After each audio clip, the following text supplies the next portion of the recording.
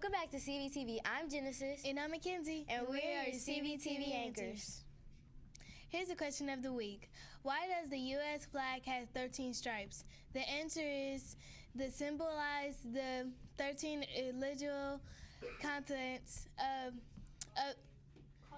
colonies of the United States. Noah in the Miss Russian room is last week's winner. Come to the studio and claim your prize. Next, we have last week's movie quote. Can you guess this memorable Disney movie quote? Now, think of the happiest things. It's the same as having wings. This quote comes from Tinkerbell and Peter Pan. Gavin in Miss Miller's room is last week's winner. Come to the studio for your prize. Next, we have Anthony with today's weather. Cold air is going to stay around for a little while longer. We will only see a high of 38 today. Tomorrow, we will climb into the 40s with a very breezy day. We will see the 60s on Wednesday. For your CVTV weather, I'm Anthony. Back to you, anchors. Thanks to all who came to the Crestview Carnival on Friday night. It was an evening of food and fun. It was a great night for all involved. If you didn't get a chance to order a yearbook, it's not too late. We have a few yearbooks left to purchase. If you would like a yearbook, be sure to bring $12 cash or check to the front office. First come, first served. Next, we have a quick third grade public service announcement.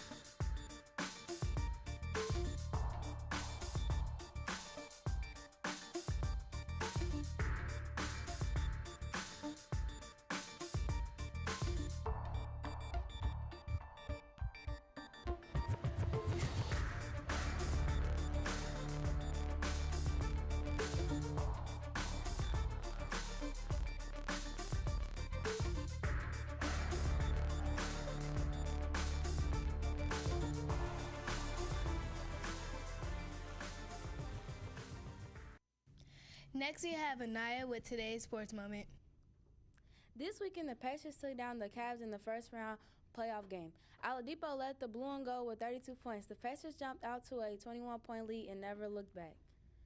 The next game will be on Wednesday night. Also, yesterday, Alexander Rossi won his third Indy car race in Long Beach by leading 71 of the 85 laps. So Power took second with Ed Jones finishing third. For your sports moment, I'm Anaya. Next, we will go to Mr. Tati for a new segment we are calling the Coach's Couch.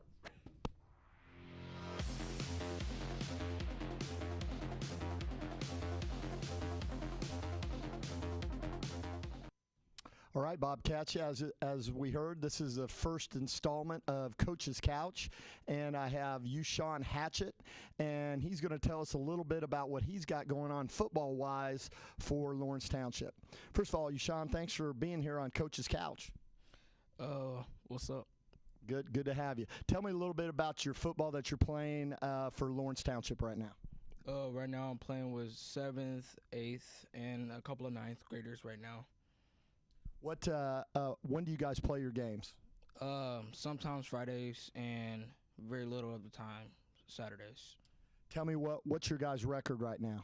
We're 1-0. Okay, now I know you're a big, strong guy, man. You're a big, strong football player. Tell me what position you play on offense. Tell me what position you play on defense, and which one do you like best? Now remember, I'm a defensive coach, and you're on the coach's couch. So let's see what answer you got.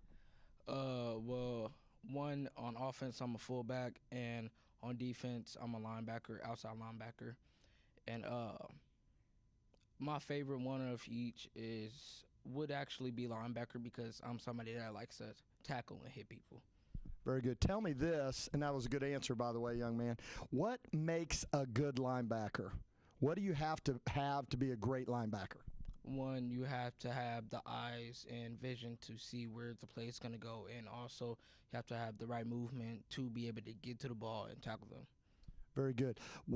How does leadership and teamwork that we talk all the time at Crestview, how does that fit into what you're doing right now? Well, you have to be a leader. One, in some situations, you got to tell them where the ball's at so they can get to the tackle if you're not able to get there fast enough. Two, you can also set up the defense just in case, like if it's on goal line, you can bring in a blitz or stuff like that. Very good.